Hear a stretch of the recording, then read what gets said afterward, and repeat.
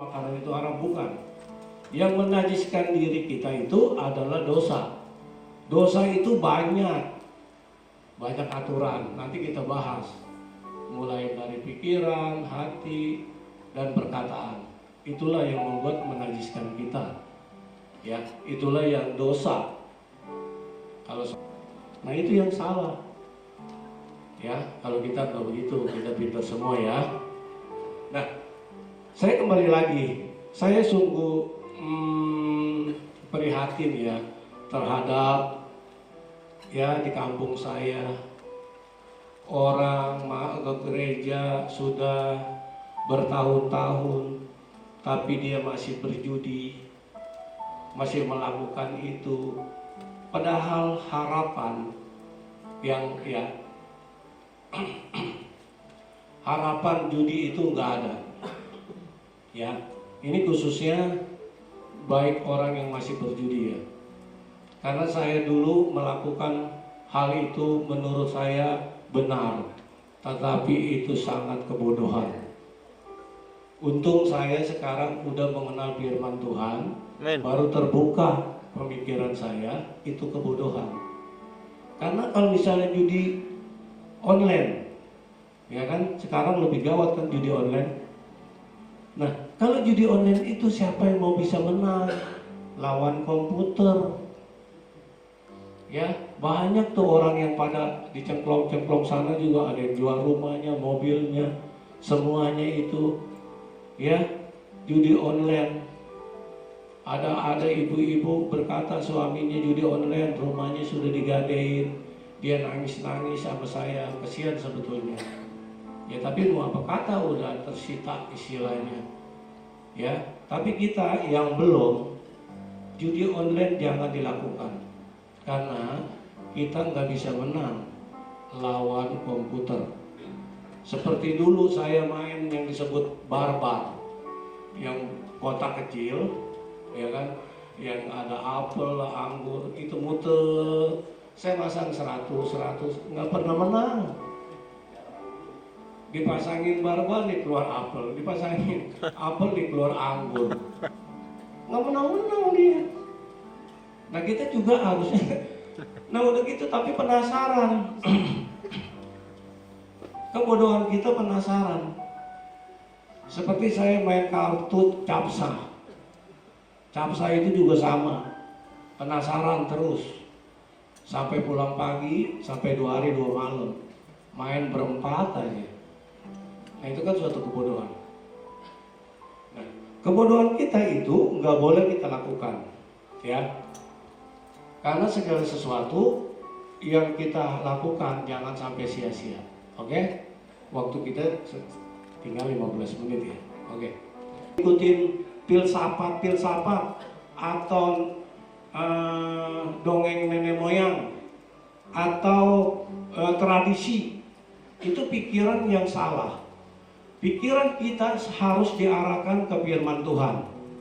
Karena firman Tuhan berkata, bila engkau mengikuti perintah-perintahku, itu udah benar. Jadi pikiran kita berpusat oleh firman Tuhan tadi. Dan hati kita setelah pikiran kita dengan firman Tuhan, otomatis hati kita dipenuhi oleh firman Tuhan. Keluar mulut kita pun firman Tuhan.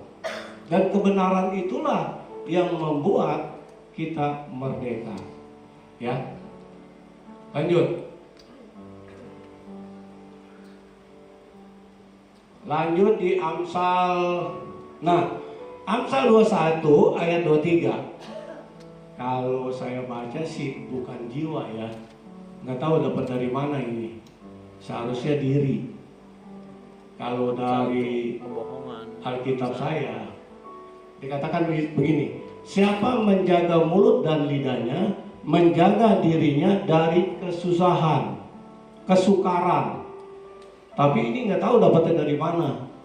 Diganti dengan jiwanya, terus diganti kesusahan. Nggak tahu itu, ya. Coba yang benernya gimana? Nah, makanya Amsal 21 yang benernya gimana? Makanya saya bilang jangan diganti-ganti. Yang nulis itu rasul lebih pinter daripada kita. I know, kayaknya bahaya. Apalagi ini banyak. Orang diri jadi jiwa, orang kesusahan. Ya sama sih sama, tapi beda urusannya. Kampung Melayu menjadi negara, sama-sama naik mobil, ya nyasar ntar. Ya, sekarang sebetulnya saya itu inginnya orang Kristen harus sudah tidak lagi ya menghambakan diri kepada dosa. Harus kita menghambakan diri kepada Tuhan. Dan Tuhan itu sendiri yang bisa memerdekakan kita. Karena Tuhan sendiri yang bisa menciptakan rezeki. Tuhan sendiri yang punya sorga. Jadi kalau kita menaklukkan diri atau kita menjadi hamba Tuhan, kita dapat upahnya sorga. Tapi kalau memang tradisi nenek moyang diikutin, itu udah salah. Ya, jangan. Banyak kan orang, dia bilang begini, ajaran dari sebelah. Saya sih nggak menghina. Dia katakan apa tuh mimba lahir. Kalau mimba lahir artinya kan lahir kembali. Tapi dia udah lahir kembali, disembayangin terus bertahun-tahun. Ya, kalau kita kan kebangkitan. Ya, kalau kita udah tahu orang Kristen, orang mati pasti bangkit kembali, makanya nggak dikasih makan, nggak dikasih sembahyang. Makanya saya dulu menganut seperti itu tradisi. Orang mati dikasih makan, cengbeng, ceit, cago, ceit, dipanggil namanya, orang dia udah tumbil lahir, udah bangkit kembali, masih dipanggil-panggil. Nah itu yang salah ya. Maka dari itu kita nih semuanya kita harus berprinsip pada Tuhan. Tuhan bilang orang mati bangkit kembali, ya udah nggak perlu dikasih makan lagi, karena kita udah tahu dia bangkit. Dan kita ingin masuk ke surga, dan kebenaran itu tadi memerdekakan kita. Kita harus hidup benar, nggak boleh ditawar. Kalau kita hidup nggak benar, otomatis rezeki jauh. Kenapa nggak benar? Ya kan, karena melanggar firman Tuhan. Kenapa melanggar firman Tuhan? Karena kita nggak membaca. Kalau membaca, tetap nggak mau tahu, nggak mau ngikutin, atau nggak mau melakukan, sama juga bohong. Ya, kalau saran saya, ya membaca lalu mengerti, lakukan. Baca, mengerti, lakukan. Pada saat kita lakukan seperti itu, kita akan dibenarkan sama Tuhan. Pada saat kita dibenarkan, kita dimerdekakan. Amin. Ya. Sekarang segala sesuatunya tinggal tergantung kita. Pikiran kita mau dibawa kemana? Kita juga kan.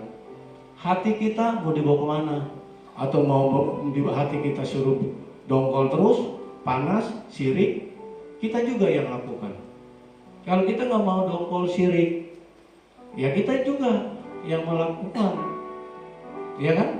Kalau hati kita dongkol sirik sama tetangga beli apa-apa kita mendongkol aja, apa ada untungnya? Tapi banyak orang melakukan itu, ya.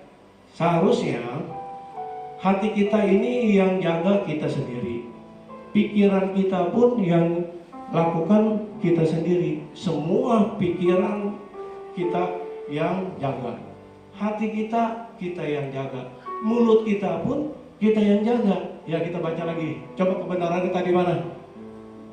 Benar nggak itu tadi?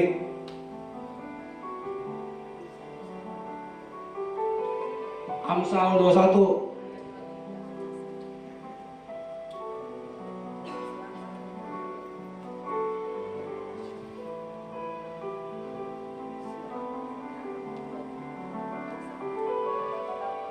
Amsal 21 ayat 23. Coba siapa yang download? memelihara diri daripada kesukaran. Jadi kalau kita, mulut kita, pikiran kita jaga, ya kan?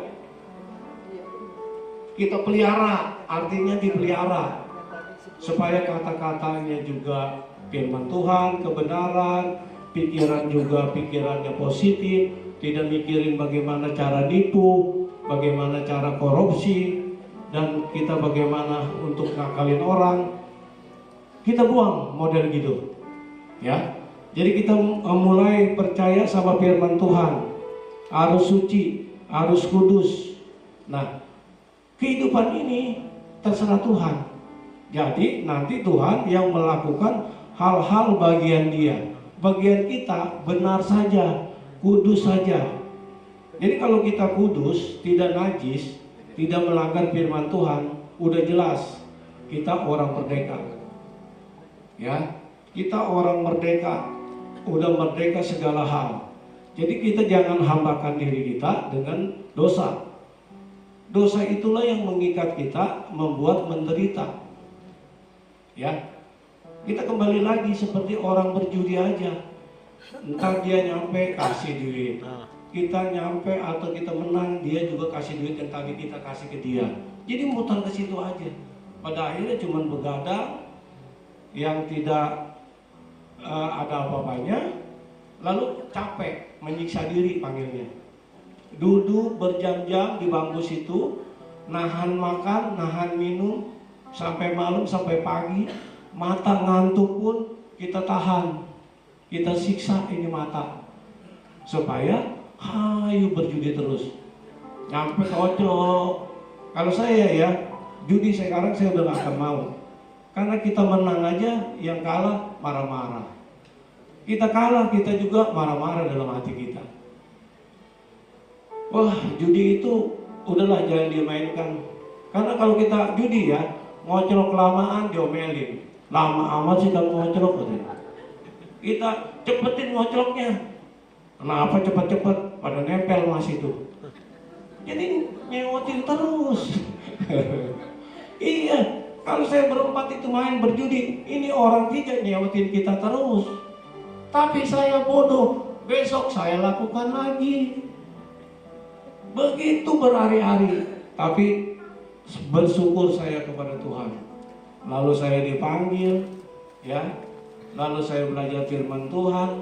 Sampai di sini pun saya disuruh untuk begini begitu, saya cuma taat saja sama Tuhan. Amen. Padahal saya juga nggak bisa apa-apa, cuman disuruh kita dan sharingkan firman, kita taat saja sama Tuhan. Saya memang nggak sombong, nggak bisa apa-apa, cuman karena disuruh, ya mau aja. Pak Doko nyuruh, ya udah. Pak Bakian nyuruh, ya. Pak Ritson dulu, iya. Pak Parlin nyuruh, iya. Siapapun yang punya gereja nyuruh saya lakukan. Karena saya mau taat kepada Tuhan. Karena saya hamba Tuhan. Saya sharingkan apa yang ada di saya, ya udah itu. Oke, terima kasih. Tuhan memberkati. Amin. Terima kasih Bapak, waktu saya telah habis di tempat ini. Waktu terbatas. Kami serahkan semua kepada Roh Kudus-Mu. Berbicaralah kepada jemaat-Mu terus menerus, biar mereka sadar. Bukakanlah hati mereka, selubung-selubung mereka bukakan. Dalam nama Tuhan Yesus kami berdoa. Amin.